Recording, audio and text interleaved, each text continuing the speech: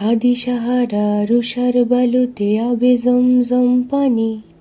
হাদি আজাদির হাসান হোসেন জান্নাতি ফুলদানি, হাদি ইতিহাস পাখিয়া পাবিল মুসার হাতের লাঠি, হাদি ওমরের অর্ধজাহান মোরানো শীতল পাটি, হাদি গোলাপের মাতাল গন্ধ খোলাফায়ে রাশেদান, হাদি উত্তাল সাগরে জোয়ার আল্লাহু আকবার। আবু বকরের সিদ্দিক থেকে আলোর ঝর্ণা এনে